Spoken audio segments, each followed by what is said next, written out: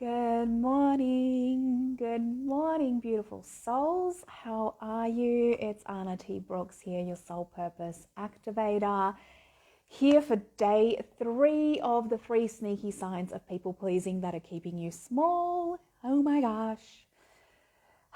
Day 3. Okay, so give me one sec. I'm just going to give us a second, see who wants to jump on live. So say hello if you're jumping on. And if you're catching the replay as well, say hello, let me know. Okay.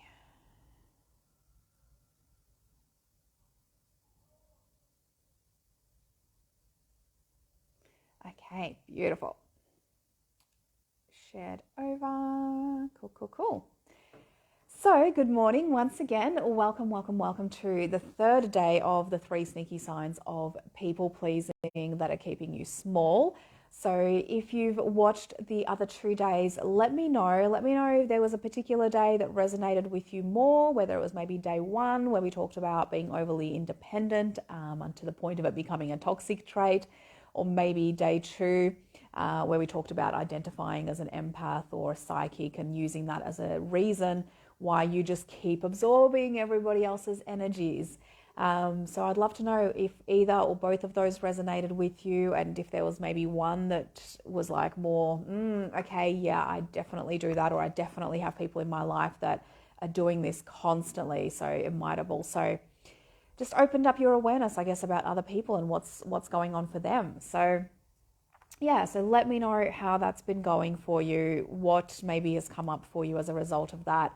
And I'd love to riff off of that, anything that you have to add. But otherwise, say hello when you're jumping on. Let me know if you're watching the replay as well. And yeah, without further ado, let's jump into day 3, into the 3rd sneaky sign of people pleasing that's keeping you small. So I've touched on obviously what we covered in the last 2 days. The replays are all there available for you to go watch the other days as well. And something that you might realize, and this is really kind of the theme that's going on. So when we talked about the first day and being overly independent, and we talked about the second day and identifying as an empath, the theme here is that the traits themselves, the actual characteristic that we're talking about, isn't so much the issue. That's not so much the sign of people pleasing. It's the context in which it's used, the reasoning why it's used, and to what extent it's used, right? Because if we talk about the first one, about being overly independent, being independent and being strong and being resilient is definitely not a bad trait, right? That's not a bad way to be whatsoever. It's to what extent, to how far it is that you take this, how much of yourself do you identify with being independent, and is it crossing over into that toxic level? Same thing as we talked about with being an empath and being psychic. Again, we are all empathic, we all have psychic abilities, but again, is it something that you identify with to the level where it's becoming something that's actually becoming toxic to you, and you're actually using it as an excuse for limitations, for things that aren't working for you, for basically making yourself a victim in some way, right? So if that's the case, that's a very different thing that we're looking at. And so today, for day 3, what I'm going to be talking about, and the 3rd sneaky sign, is how your giving patterns are. And so once again, this is going to be one of those things where on its own, the characteristic we're talking about is not a bad thing in any way, shape, or form. It's actually something that's very, very necessary and very beneficial for us. But to what extent, and to also in this particular situation, to the exclusion of what else, right? So what I'm talking about today, the 3rd sneaky sign, is when you are always openly and willingly and happily giving to others and gifting to others, but you tend to hold back and be quite hesitant or quite restricted on how you give and gift to yourself. So you'll see what I mean by saying that this is, there's nothing wrong with giving to others. In fact, it's something that, as a society and as humans, we love to do because it makes us feel amazing. It gives us that satisfaction, and it also makes other people feel amazing. Giving is what we are here for. We are literally here for the exchange, right? We give to each other. So there's nothing wrong with that as it's on its own. It's in the context of how much are you giving to others versus yourself. And how do you feel about those two things, right? Because this is a trait that I had for myself for a very long time, and I had to actually consciously start to shift this and make different decisions, because I really realized that my patterns were very much about, if it came to anybody else, especially those that I love, so my family, my friends, I would go above and beyond to give and to gift to them, right? I would really, really want to, anything they needed, I would go get it. Anything that they maybe wanted, anything that when I was out shopping or something, if I came across something that felt like, wow, this would be perfect for so-and-so, it wasn't even a question. I was buying it. I was getting that for them. I was going to give them that, right? It became such an obvious thing. However, my patterns around myself were very different, to the point that not even that I was just being selective about the things that I would purchase for myself or that I would give to myself, but I was being really restrictive, right?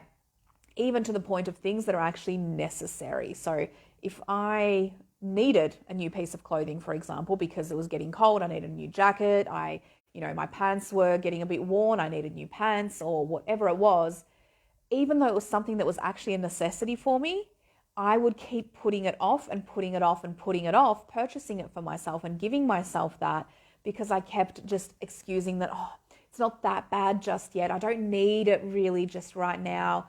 I can wait a little bit longer. Whereas when it came to things for other people, it was just effortless. It was like, well, they don't need this right now, but it's here and it's amazing and they'd love it, so I'm going to give it to them, right? Or, even if it's something they needed, then that was just an obvious. But the context shift here, right, is that even in places where I needed something, I wasn't even giving that to myself, or I was using excuses to procrastinate and to put it off and to put it off until another time. I'll buy it for myself next month, the month after. I'll wait a few months. Oh, there's a sale coming up. I'll wait for when it goes on sale, right? That was one of my favorite things. So this is really, really interesting, because this is one of those sneaky things where, again, you're coming across as really giving, really kind, because you're always giving to others.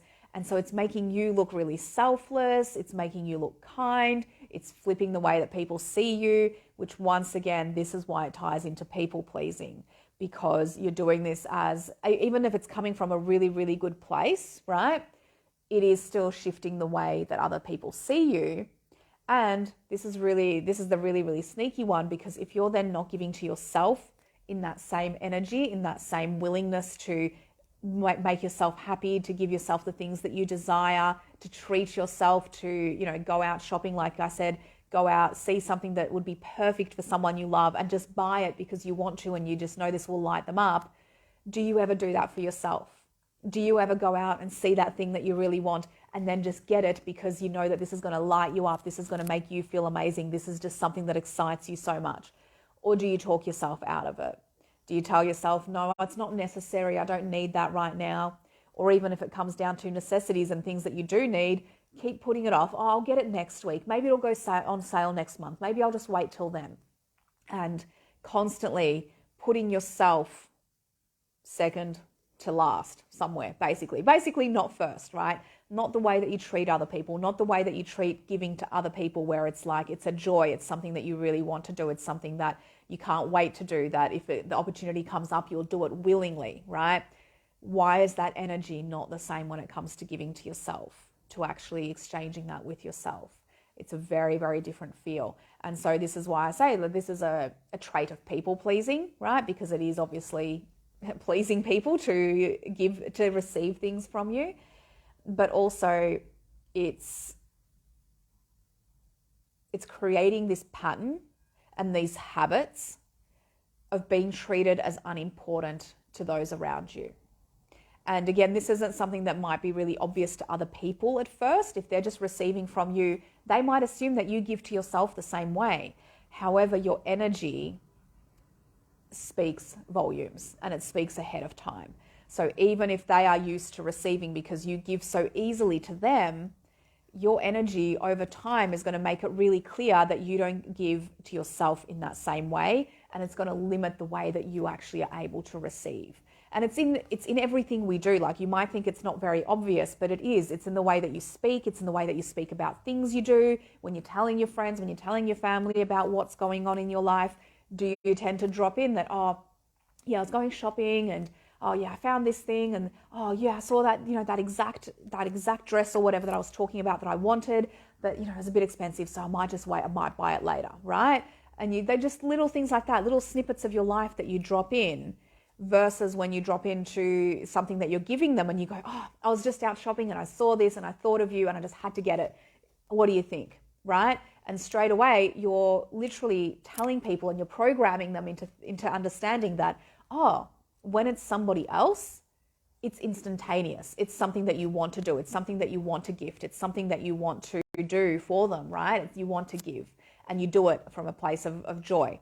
When it comes to yourself, you always pull back. You always hold back. You don't give yourself the things that you truly desire.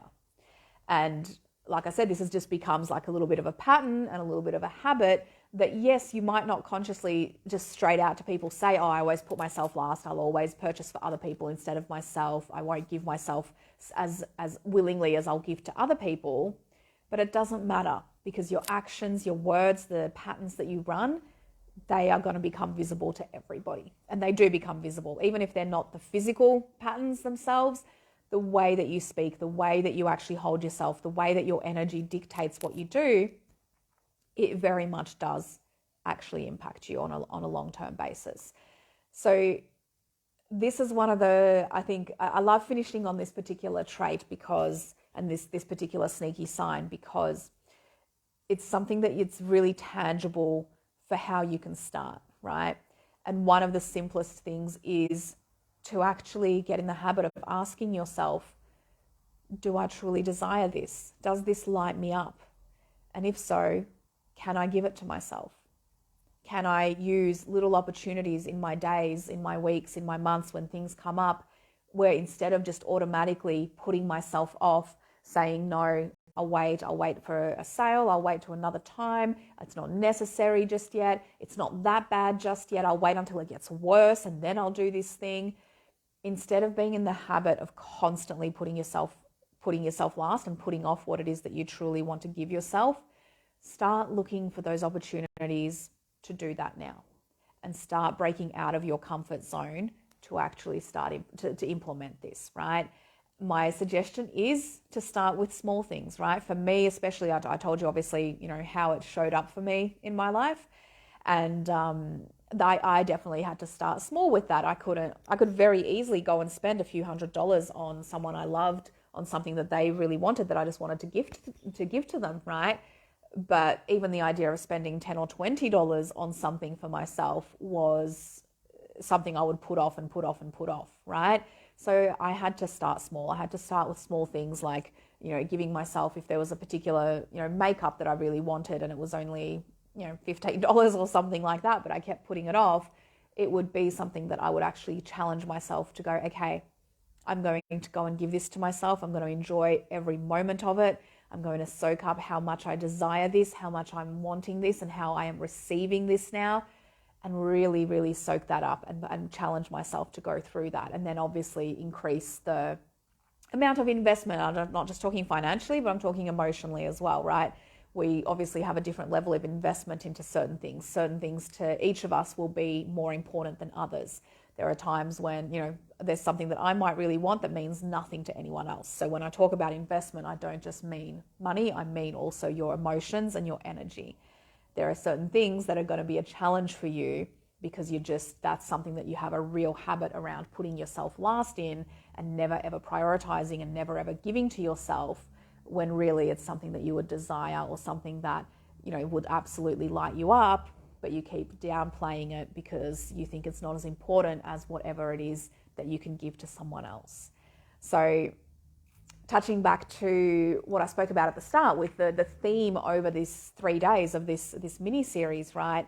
As you'll notice, it's not that any of these traits or any of these signs and characteristics that we're talking about are horrible and toxic and wrong all on their own. It's in the context of how they are being presented. It's in the context of what else is going on and the reasons for it. What is the underlying reason for it? And also, how is this actually affecting you long term, right? Because again, there's nothing wrong with giving freely to others and giving to yourself, right? Beautiful traits. When it's coming at the cost, though, of you're only ever giving to others so freely and willingly, but never to yourself, that is setting up a toxic dynamic that's not going to work well for you long term. Same thing as we talked about with, day 2, with the identifying as an empath or a psychic, and always using that as a reason why you always take on everyone else's energy and everything. There's nothing wrong with being empathic. There's nothing wrong with being psychic. They're actually really beautiful gifts, right? However, if they're showing up in the way that you're using it as a way to stay a victim and as a way to actually make yourself look like, oh, poor me, I just absorb so many things, right? This is where it crosses over into that toxic area for you. Hello. I think it's Holly. Holly, is that you? Let me know if you're there. I saw your little bubble, but I didn't see any comments yet. Okay, perfect. Yeah, and then, day 1 as well, when we talked about being independent and strong and resilient. Again, on its own, these traits are incredible. They are something that really, really we are to value in ourselves, because being able to feel independent and strong and resilient is a really important part of our growth as humans. But again, is it crossing over into being toxic? Is it crossing over into basically becoming the cornerstone of your personality, where you're now everything has to be you have to do it all, you can't let anyone else in, because you just have to prove how absolutely capable of everything you are, right? It is the extent to which you're using that trait, to which you're expanding on that trait, and it's the context in which that trait fits in that makes it something that is actually becoming a sign of people pleasing.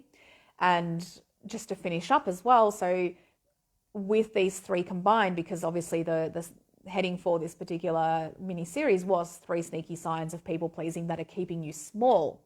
And the funny thing is that most people would think that being overly independent, identifying and making yourself really known that you're an empath, that you're psychic, and giving to others, right? You'd think that these are all things that make you bigger, that expand you. But the funny thing is, each of them, to those extents that we've talked about, where it becomes a really integral part of your personality and you actually start to identify with it to the point where you're doing it all just to people please, just to put on a certain persona, just to look a certain way to others so that they'll like you, so that they'll accept you, all of that kind of thing. This is where, or ultimately, this is keeping you small, because you're not actually showing your true self at all. Your true self is expansive, it's bright, it's incredible. All the unique traits of you are meant to shine in a huge way, right? But by doing these things, you're keeping yourself small. By keeping yourself stuck into just total independence on absolutely everything and not letting anyone else in, you are limiting how much support you can actually receive, and therefore how much of you can actually be expanded. When we're talking about today's topic with giving, same thing. When you're not willing to give to yourself, you are literally keeping yourself small. You are saying, I'm not important. Everybody else matters. I'll always give to other people, but I won't give to myself. Small, small, small, small, small, right? And this is just what I wanted to explain with that context of of this mini series, of how this does keep you small. This keeps you limited. It keeps you unseen. If you're trying to grow a business, or if you're just wanting to feel loved and seen and appreciated by those around you, by your friends, by your family, all of these things, by your colleagues, by your work, whatever it happens to be, you're not actually feeling that. You're not actually getting to receive that, because you are the one keeping yourself small in all of those situations. So I'd love to know how this is resonating with you, if this is making sense. Oh, I can see I've got my other phone on me. Oh, hey, Holly. Yes, you are there. Awesome. Facebook never likes to show me the comments as they pop up, so I have to keep a second phone on me just so I can see your comments, the things I'll do. But yes, I do love having the comments there. So yes, I would love to know, how does that resonate? How does that feel? If you have watched all 3 days as well, let me know. Was there a particular day that really stood out to you the most? Maybe something that you identified within yourself, or again, you might have been watching this for those around you and really seeing oh my gosh, this is exactly what my partner's doing. This is exactly what my sister's doing. This is exactly what, I've been watching my parents do their whole lives and I've started following in their footsteps, wherever you can see it, right? I would love to know how that's resonating and if there's something that you're implementing or that you're starting to shift now, having this kind of awareness. So yeah, but I'll leave it there. Definitely with this topic, it is a big one. It's something that I talk about a lot in terms of people pleasing, self-sabotaging, always, not prioritizing yourself. It is a big part of what I do, what I work through with my clients. And Soul Journey, which is my 6-month one-on-one container, is specifically something that this is one of the topics that we cover. We cover a lot, obviously, in our time together, but this is a big section of that. So if you are looking to get some more support and you are looking to actually, go through the change, go through the shift, go through the transformation to the point where in 6 months' time you are a completely different version of yourself, and people are actually asking you, what did you do? What happened? Because I don't recognize you in so many ways, right? Then this is exactly the container that I would recommend, would be perfect for you. So, got comments. Holly says, this resonates a lot. I went on vacation last week and work asked me to do something last minute and I was able to hand it off to another teammate. For me, it did get in my head. It did, yeah. So I appreciate you saying this also. Used to working for myself, part of a team, still getting used to implementing other teammates. Yes, 100%. This is what I mean by like, you're so used to doing everything yourself. And I understand it. I understand it so deeply because I was exactly like this, that I'm just like, well, nobody else is going to do it right anyway, so I may as well do it. And this keeps you so small, because if you can never delegate anything to anybody else, if you can never actually work in with anybody else, you are always going to be limited by the physical human being that you are, of how much you can do, right? There's no way that you can expand yourself without creating more of you. And basically that's what we do, right? When we have teammates, when we have people that we can delegate to, when we have our team growing, we actually get to multiply ourselves in some way, which helps to actually expand, which helps to grow, which stops you from being small. So that's huge. I love that you're actually, you're going through that phase, because it's a big one. It's a really, really big one. And you'll be really pleased, I think, to see as well how this translates into other parts of your life, because I've seen this happen time and time again with my clients, that when they've started implementing things in one area, like for example in their work, in their business, then suddenly they find that their dynamics and the way that they actually are able to onboard other people into helping them and supporting them in other areas, like in relationships or in their health or in their fitness or in their day-to-day life, whatever it happens to be, everyone starts to see, it seems like everybody's more on board with helping and supporting and actually working together, because you develop those skills and you have that energy around you which says, like, I'm here to work with everyone. I'm here for all of us to actually be able to work together. This is something that, I don't need to control everything so tightly. I can trust other people. And the more that you trust other people, the more they actually show up in trustworthy ways. I mean, it's amazing, isn't it? So that's really, really awesome. I'm glad to hear that, Holly. And yes, if you're watching obviously live or the replay and you're keen to know a little bit more about Soul Journey, please let me know. I might just actually, while I've got this up, I will pop the link in just to make it nice and easy. So yes, this is the information page. It's got all the details, because it's a big journey, so it takes a little while to explain everything. So I'm just going to pop the link in instead, and that way you can have a read through.